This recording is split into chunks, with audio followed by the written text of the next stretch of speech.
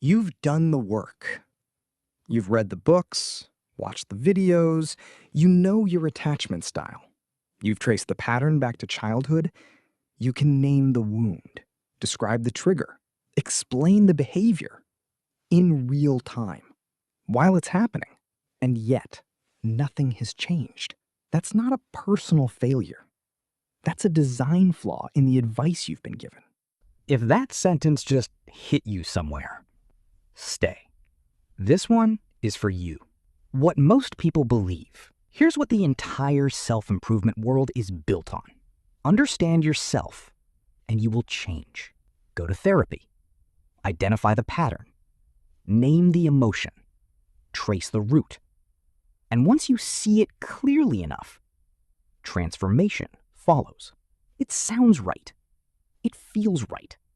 And for decades, it's been treated as the foundation of personal growth. But there's a problem hiding inside that logic. Where that belief comes from. Insight feels like progress. That's the trap. When you finally understand why you self-sabotage, or why you shut down in arguments, or why you keep choosing the same kind of person, there's a real sense of relief, a quiet feeling of control. Your brain actually rewards that moment of clarity. So you chase more of it. Another session, another video, another layer uncovered. And it keeps feeling like movement, because it feels like something. But feeling like movement and actually moving, those are two different things. The evidence. Organizational psychologist Dr. Tasha Eurich spent years studying self-awareness. What she found was uncomfortable. 95% of people believe they are self-aware. Research suggests only around 10 to 15% actually are. But here's the part that doesn't get talked about enough. She also found that the question most of us ask, why do I keep doing this, is the wrong question. Why loops?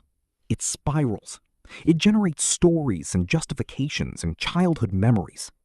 It keeps you inside the problem, examining it, narrating it. It rarely gets you out. And neuroscience backs this up. Insight happens in the prefrontal cortex, the language center, the analysis center, the part of your brain that's very good at understanding things. But behavior? Behavior lives deeper, in older, faster circuits that don't speak in words. Circuits that don't update because you explain something to them. You can't think your way into a new nervous system. The problem isn't that you don't understand yourself. The problem is that understanding has become the destination. If this is making something click, hit subscribe. This is exactly what this channel is about. There's a name for what happens when self-knowledge outpaces the ability to act on it. I call it the insight trap. You become fluent in your own dysfunction. You can describe it beautifully. You can see it coming. You can explain it to other people with impressive precision. And then you do it anyway. Because the insight trap isn't a knowledge problem. It's a capacity problem.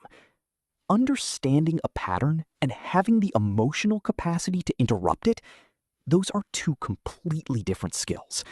And most self-improvement content only teaches you the first one. What changes? Dr. Urich's research points to something simple. Swap the question. Stop asking why. Start asking what. Not why do I keep doing this, but what is actually happening right now? What do I need? What is one thing I can do differently in this moment? What questions move? Why questions orbit? And the nervous system, the part of you that actually runs your behavior, doesn't change through understanding. It changes through repeated new experience, through doing something different, even slightly, even badly. That's where change actually lives. The most self-aware people in the world are sometimes the most stuck, not because awareness failed them, but because no one told them what awareness is actually for. It's not the destination. It's the flashlight. It shows you where you are.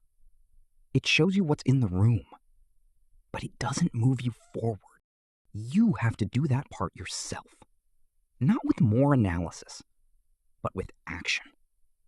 Small, uncomfortable, imperfect action. You already know enough about yourself. The question is what you're going to do with it. If you made it here, you already think differently than most people. Subscribe so you don't miss what comes next.